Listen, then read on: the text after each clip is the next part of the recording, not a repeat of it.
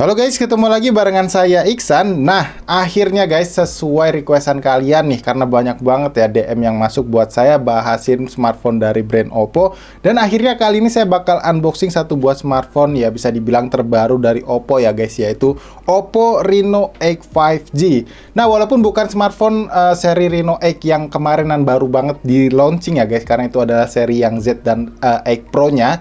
Ini adalah seri yang di pertengahan Agustus kemarin launching barengan yang seri X 4G-nya, karena ini adalah yang seri X 5G, karena ada 4 ya guys, jadi banyak banget untuk seri Oppo Reno X ini. Nah, di video kali ini saya kenapa pilih yang ini guys, dan informasi dulu ya, kalau ini bukan unit yang saya beli sendiri, melainkan dipinjemin.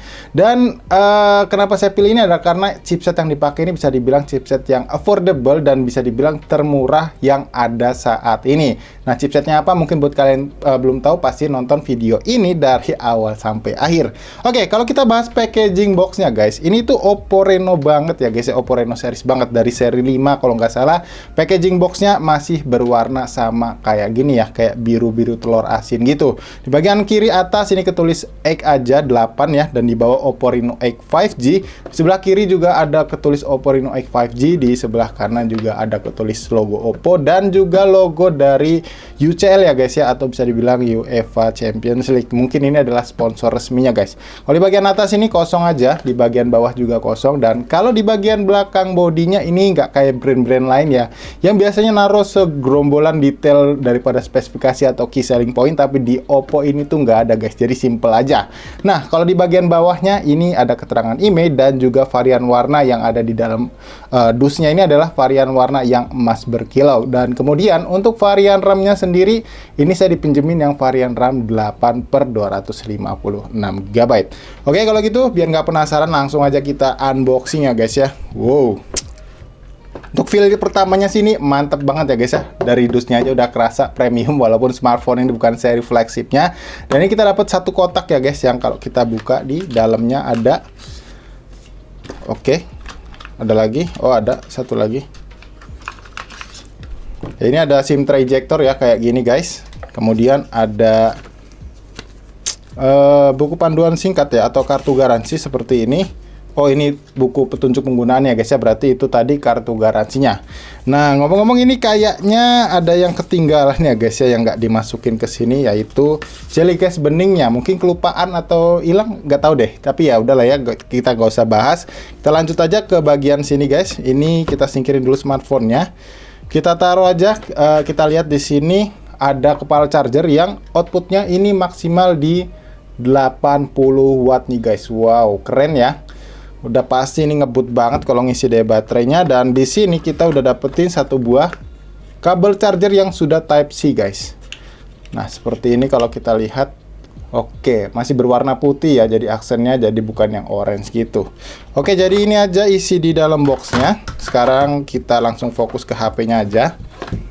Ya, ini dia HP-nya guys, yang masih dibungkus plastik dengan beberapa key selling point di bagian depannya ya guys, ketulis Oppo Reno X 5G. Dan di sini yang pertama key selling point-nya adalah dual Sony flagship sensor.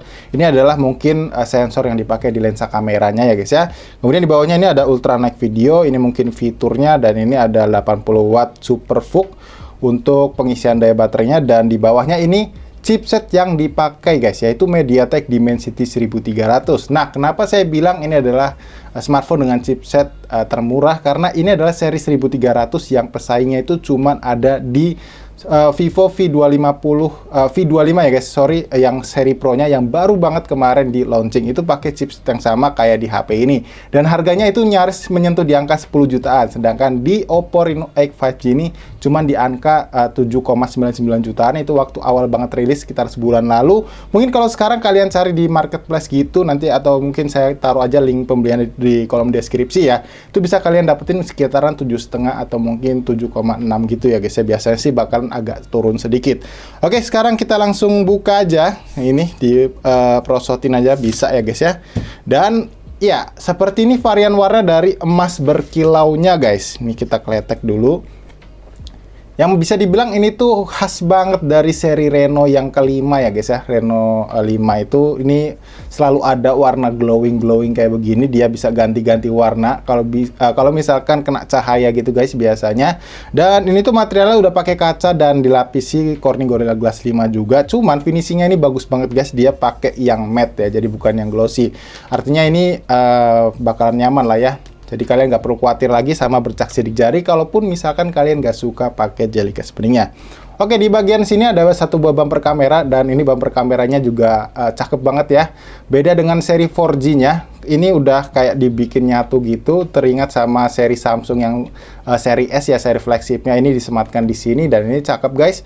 Dan ini ada 3 buah lensa kamera yang mana resolusi kameranya ini yang utama ya guys, yaitu sebesar 50 megapiksel. Nah, kalau kita lihat di bagian atasnya ini cuma ada satu buah mikrofon aja guys, dan di sebelah kanan ada tombol power dan nggak ada fingerprint scanner, berarti ini kemungkinan ada di displaynya guys, jadi udah fingerprint under display. Nah, di bagian bawah ini ada satu buah grill speaker, kemudian ada port USB Type-C ya, port charger seperti ini, dan kemudian ada satu buah lagi lubang mic dan ada slot SIM tray-nya juga di bawah sini guys, seperti ini. Coba ya kita cek ini slot SIM tray-nya apakah dedicated atau hybrid. Oke, untuk slot SIM tray-nya ternyata dia cuma bisa menampung 2 buah kartu nano SIM card aja ya guys. Jadi nggak bisa kalian tambahin untuk memori eksternal. Tapi harusnya sih 256 GB itu udah cukup besar ya. Oke, lanjut ke sebelah kirinya. Ini ada satu buah, sebentar. Nah, ini tombol volume aja guys, kayak gini ya. Jadi nggak di sebelah kanan yang biasanya di smartphone lainnya. Oke, itu aja yang ada di bagian framenya, dan ini framenya juga jelas pakainya plastik ya guys, jadi bukan yang aluminium. Oke, kalau gitu sekarang saya nyalain dulu HP-nya guys, saya tinggal setting-setting terlebih dahulu. Oke, jadi guys, ini dia tampilan layar awal dari smartphone Oppo Reno X 5G-nya. Dan sebelum kita bahas panjang lebar, di sini saya mau tunjukin ke kalian untuk softwarenya yang dipakai ini udah paling baru ya guys ya. Nih, kalian bisa lihat sendiri. Di sini udah menggunakan Color OS versi terbaru yaitu 12.1, dan untuk basis Android-nya ini juga menggunakan versi 12.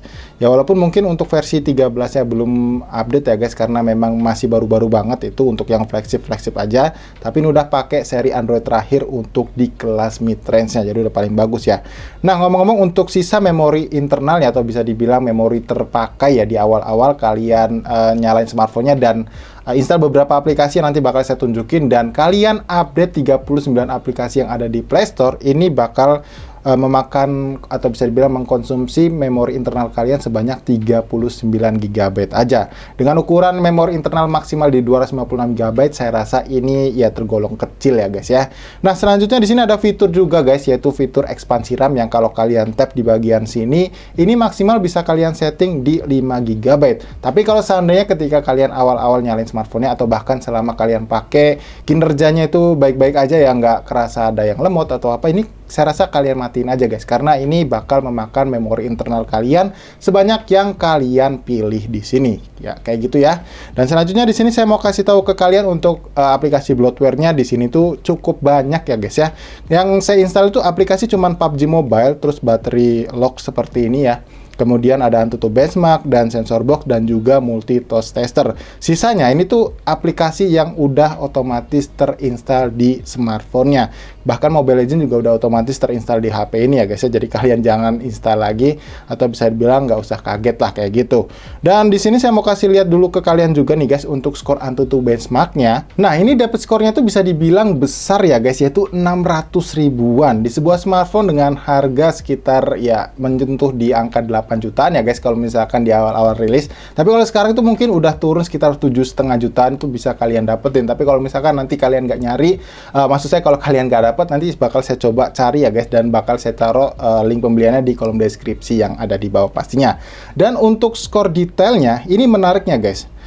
Ternyata untuk skor GPU-nya ini lebih tinggi ketimbang skor CPU-nya, yaitu sekitar 220 ribuan untuk skor GPU-nya, dan CPU-nya sebesar 150 ribuan. Selisihnya lumayan ya. Dan ini mengartikan kalau smartphone ini tuh udah jelas bakalan nyaman misalnya kalian pakai buat main game guys. Karena selain layarnya ini udah punya touch sampling 180 Hz, dia juga udah punya fitur refresh rate 90 Hz dan juga menggunakan panel layar AMOLED yang udah pakai Corning Gorilla Glass 5 juga. Pastinya bakal nyaman banget lah kalau kalian pakai main game di HP ini. Dan selanjutnya untuk sensor-sensornya ini kita bakal cek nih guys. Nah, untuk sensornya juga terbilang lengkap ya, karena dua ini absen itu wajar banget guys, karena di smartphone lain itu biasanya juga absen. Di sini yang paling penting sensor gironya ini harusnya udah hardware guys ya, seperti ini. Wah, cakep banget nih ya. Pastinya nanti kalau dipakai main PUBG Mobile ini bakalan smooth banget untuk giroskopnya. Nanti bakal saya coba kasih contohnya guys. Dan selanjutnya untuk multi touch tester ini bisa menyentuh, maksud saya bisa menginput 10 sentuhan jari ya. Nah, kalian bisa lihat tuh, udah bagus banget lah kalau misalkan kalian mau pakai main game kayak gitu guys. Jadi nggak cuman desainnya aja yang cakep, tapi secara performa ini jelas harusnya sih udah jos ya. Dan untuk detailnya nanti pastiin kalian tungguin aja video review dari Gadget Friend. Dan selanjutnya di sini saya bakal kasih beberapa sampel foto ya guys ya dari smartphone ini, dan kalian jangan skip karena nanti di setelah sampel foto ini bakal saya coba tampilin gimana performa main game PUBG Mobile-nya.